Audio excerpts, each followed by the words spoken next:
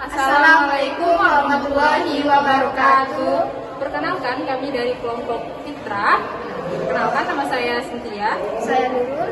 Saya Nurjana. Hai teman-teman, perkenalkan nama saya Cynthia.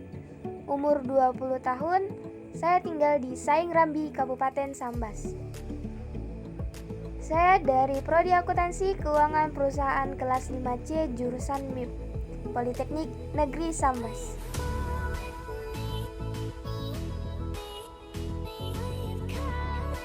Dan hai juga teman-teman, saya Nurjana, umur 20 tahun. Saya tinggal di Lumbang Nengen, Kabupaten Sambas. Saya berasal dari Prodi Akuntansi Keuangan Perusahaan kelas 5C jurusan MIP, Politeknik Negeri Sambas. Dan perkenalkan, nama saya Nurul, umur 19 tahun dari Pemangkat, Kabupaten Sambas. Saya dari Prodi Akuntansi Keuangan Perusahaan kelas 5C, jurusan MIP, Politeknik Negeri Sambas. Halo teman-teman, welcome to our channel. Perkenalkan, kami dari kelompok Fitra akan menjelaskan mengenai akuntansi syariah. Nah, apa yang akan kami jelaskan yaitu yang pertama mengenai sejarah, pengertian, kemudian dasar hukum, tujuan, perbedaan, dan kelebihan akuntansi syariah. Mari disimak. Akuntansi pertama kali dikenal di Indonesia sekitar tahun 1960-an. Sementara, akuntansi konvensional yang kita pahami dari berbagai literatur menyebutkan bahwa akuntansi pertama kali berkembang di Italia pada abad ke-13 dan dikembangkan oleh seorang pendeta bernama Luca Pacioli.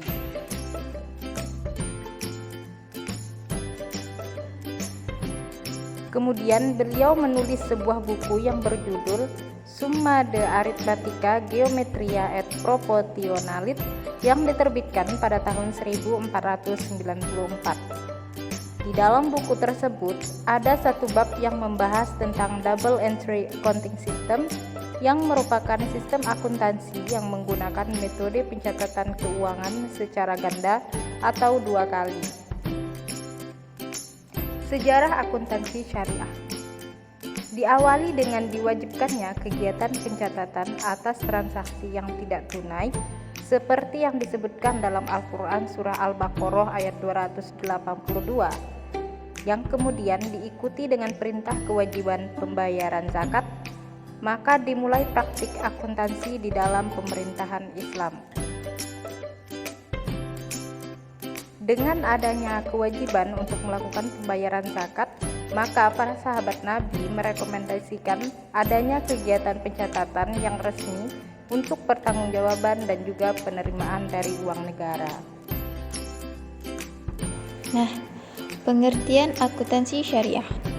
Akuntansi syariah adalah suatu sistem yang mengatur kegiatan mencatat, menggolongkan dan meringkas, melaporkan, serta menganalisis data-data keuangan menggunakan prinsip-prinsip yang sesuai dengan nilai ajaran agama Islam.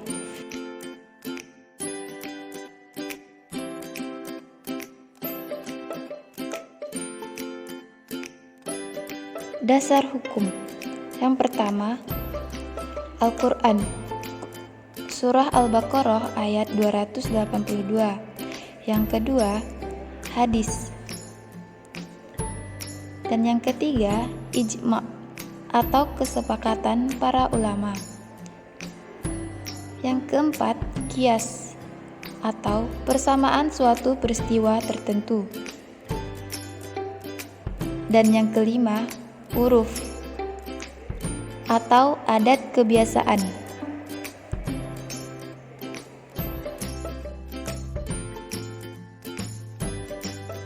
Tujuan akuntansi syariah tidak hanya berhubungan antara manusia dan manusia, dan melainkan antara manusia dan Tuhan Yang Maha Esa.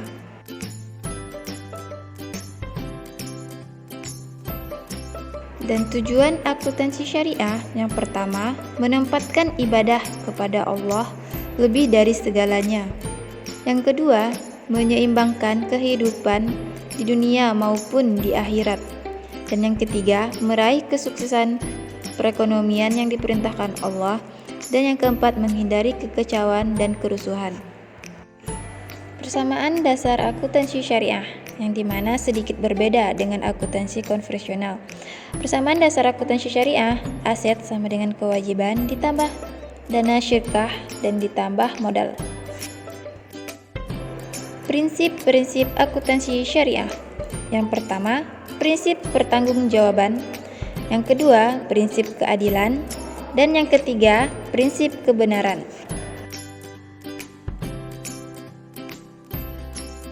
Akuntansi syariah versus akuntansi konvensional. Apa ya perbedaannya?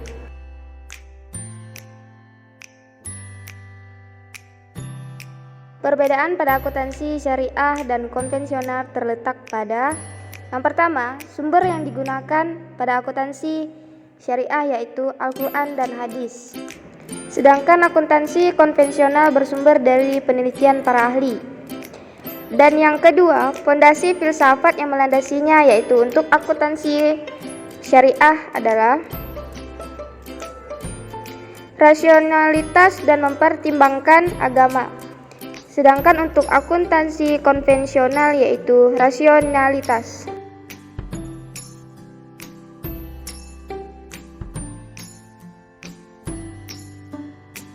Fokus pembahasan pada akuntansi syariah dan akuntansi konvensional.